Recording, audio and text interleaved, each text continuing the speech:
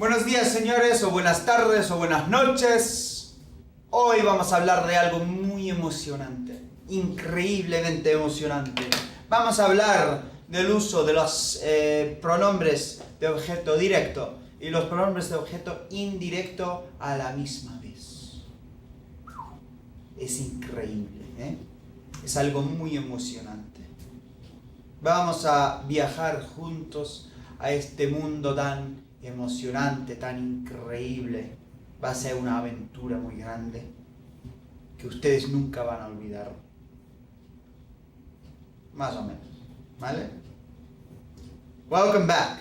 Today we're going to be discussing the incredible, the amazing, the adventurous use of direct and indirect object pronouns together in one sentence. Now, if you're watching this video and you're saying, what intonation is a direct object pronoun? Or, I have no memory of how indirect object pronouns are used. Or, maybe you're saying, I know how these things work, but I don't quite have it down. I never really got it. Then you need to back up. You need to go up on the page and look up this old stuff, watch the videos, do some more practice. You don't want to be here if you haven't got what's up there yet. Okay, because now we're looking at direct and indirect object pronouns together, and if you don't have them separately, you're going to be in a world of hurt. Okay, so make sure that you get those down before continuing with this. That will make your learning and testing experience much more productive and successful.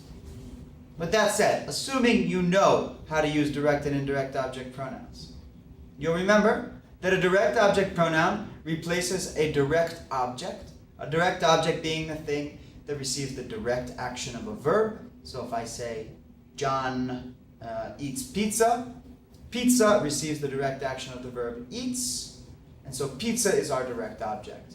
Right? Or I call Frank, Frank receives the direct action of the calling, and so Frank is the direct object. You'll also remember that indirect objects are the things that receive the indirect action of the verb. So if I give the pizza to you, you are the indirect object. If you give the pizza to me, I am the indirect object. Right? The indirect object pronouns or the direct object pronouns are the things that replace the original objects. So in the case of a direct object pronoun, John eats the pizza, we can say John eats it, and it is our direct object pronoun. In the case of an indirect object pronoun, if I say I give the pizza to Susie, I can say I give the pizza to her, and the her there is the indirect object pronoun. So that should all be clear. I shouldn't have to spend too much time on that. Okay? Now, what we're looking at today is the use of direct and indirect object pronouns together. Meaning, instead of saying I sell the car to Frank, I want to be able to say I sell it to him. Okay? Instead of my uncle gives the fishing pole to Susie, I want to be able to say my uncle gives it to her. Okay, so let's look at the rules that govern how we do that. First rule of grave importance, the indirect object pronoun always will precede the direct object pronoun. I remember that by saying ID. Right? You need your ID to go into a bar or to get onto a plane. Right? ID, very important. Indirect first. So we have two pronouns. We have an indirect object pronoun and a direct object pronoun. The indirect object pronoun comes first. That's the first and most important thing. Second thing, same placement as we've been used to. We'll look at this in action in a minute. But if you've gone back and reviewed your direct object pronouns and your indirect object pronouns, you'll remember that we have a couple places that we're allowed to put them. We can put either of those types of pronouns before a conjugated verb. So for instance, if I want to say, I eat it, I would say lo como. If I want to say, I call her, it'd be la llamo. Right? So the pronoun can come before the conjugated. That works for both indirect and direct object pronouns. Or it can go after an infinitive and attached to it.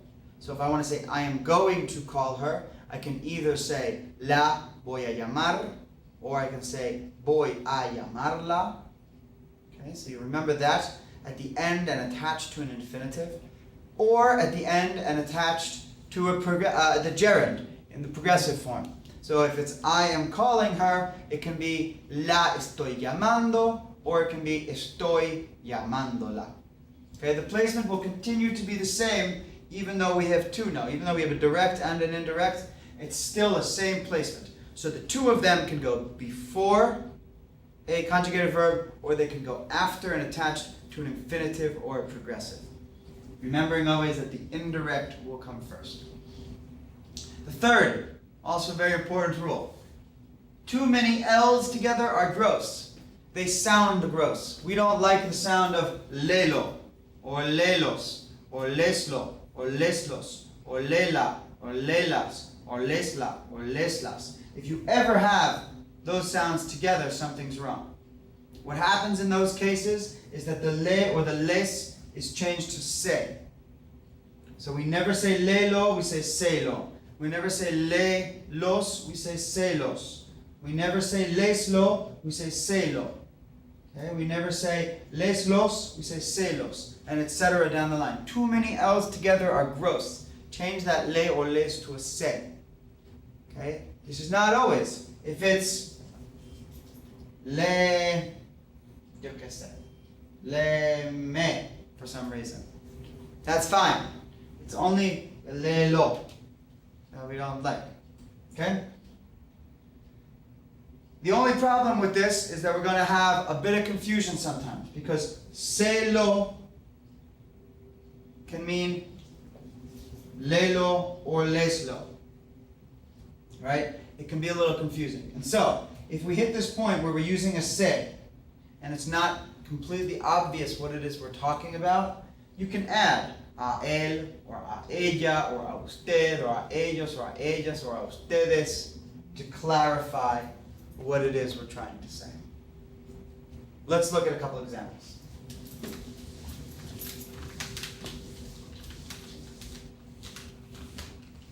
Let's say that I want to say,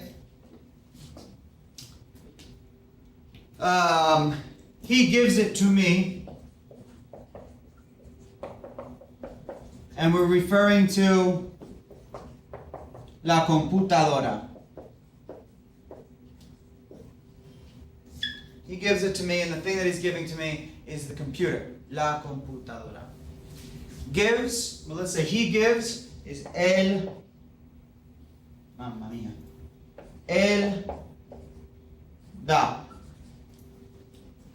Él da, he gives. Now we want to say it to me. The it in this case is referring to la computadora. That's our direct object, right? And we're going to replace that then with la, because it's feminine and singular. Okay, so we know we need a la in here, and we know that our indirect object pronoun has to come first. If he's giving it to me, the indirect object pronoun will be me. Él me la da. Okay?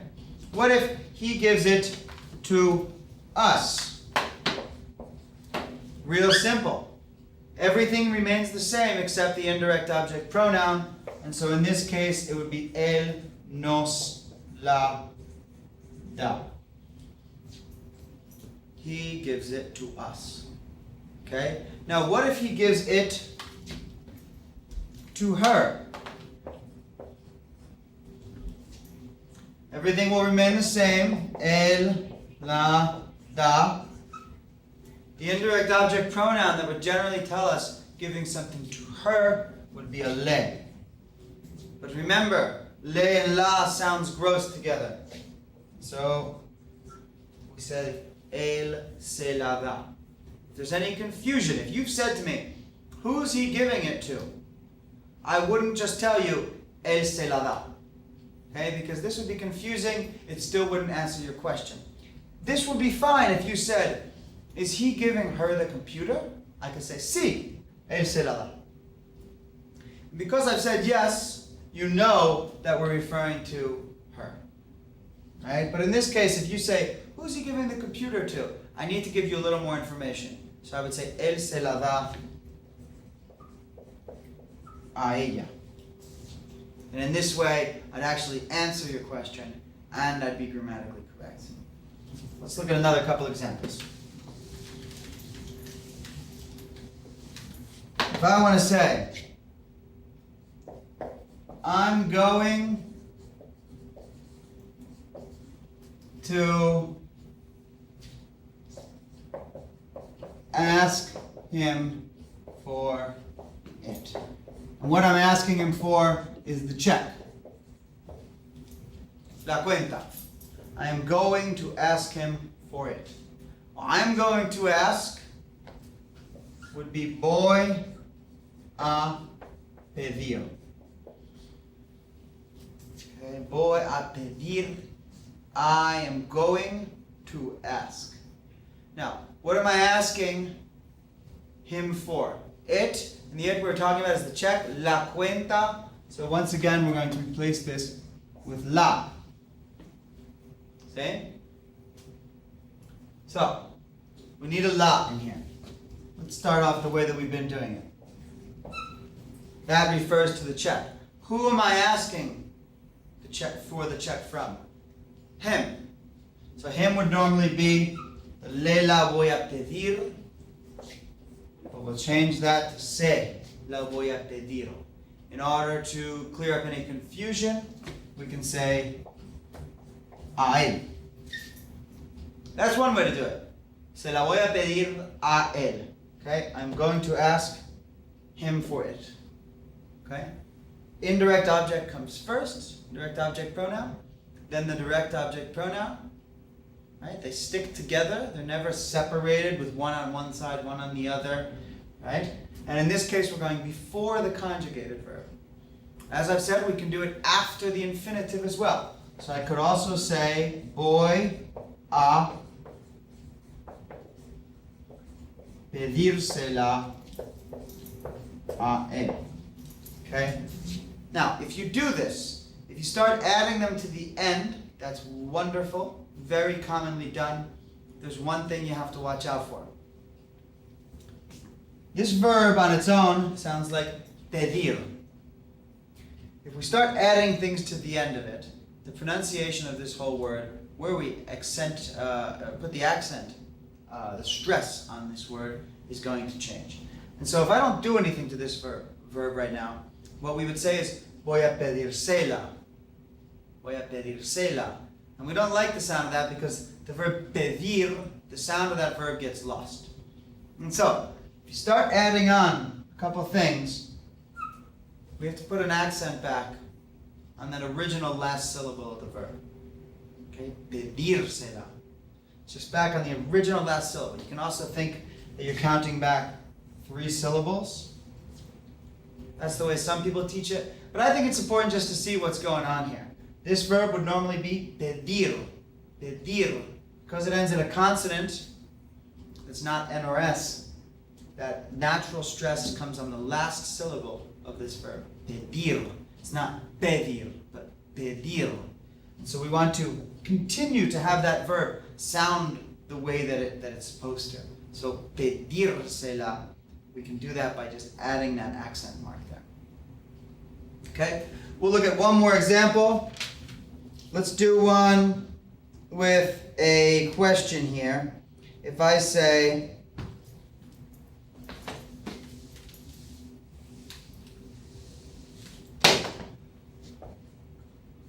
tus padres te dieron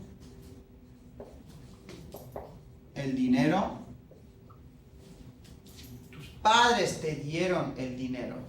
Now, what does this question mean?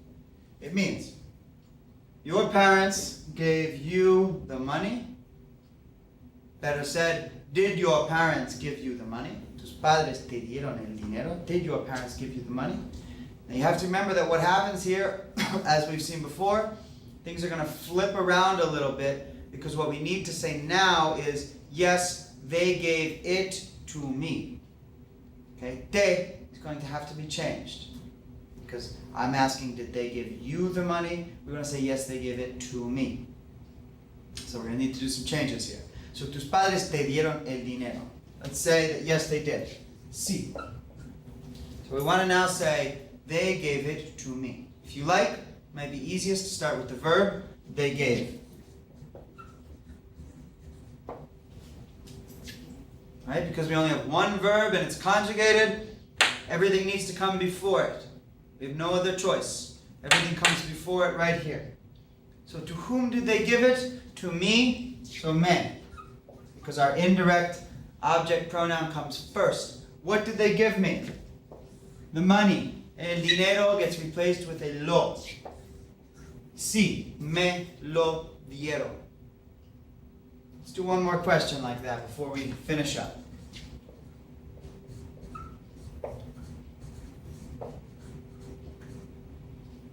Let's do it this way.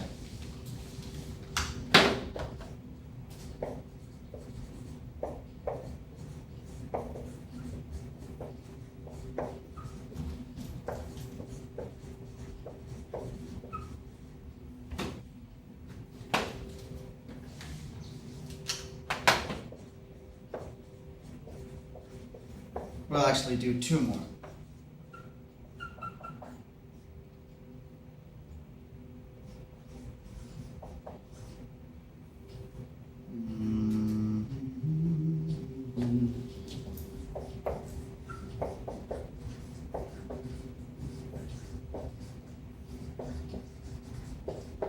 Okay. In this first one it says, tú me ofreciste los coches. Did you offer me the cars? Tú me ofreciste los coches. Did you offer me the cars? Now, did you offer me the cars? We are going to have to replace eventually los coches with a direct object pronoun. In this case, it would be los. And that's our direct object. We know that our indirect object here is me, but again, it's going to have to get switched because now I'm saying, did you offer me the cars? And you're going to respond, yes, I offered them to you. Okay? So we can start off with a C. We can put our verb in there again if that's easier. So the yo form would be ofrecí or ofrecí. Okay? To whom did I offer them? To you. So we put a te there. And what did we offer? Los coches. Sí, te los ofrecí. Okay? Let's do one more. Él le dio el bolígrafo a Juan. Él le dio el bolígrafo a Juan. So let's remember what's happening here. We have a subject, which is he. We have an indirect object pronoun, which is the le here, which is to him. It's referring to Juan. Gave, it's our verb. That's our direct object, el bolígrafo. So did he give the pen to Juan? We want to say, yes, he gave it to him. Okay, so sí, we'll do our verb, dio. To whom did he offer it? To Juan. So le. What did he offer? Or give, rather. The pen, lo. What do we do now, though? See, remember, we don't like le and lo. So le should become se. Sí, se lo dio. And if you like, you can throw in an él, just to clarify. Or you could even say Juan, if you felt like still saying Juan's name. Okay, señores, so it shouldn't be too bad. This really, if you know your direct and indirect object pronouns already, this isn't very difficult, but you really do need to know them first. So if you're still confused, go up on the page, check out direct object pronouns and check out indirect object pronouns, and then come back to this one and check it out again. Okay? Buena suerte. Adiós. Nos vemos.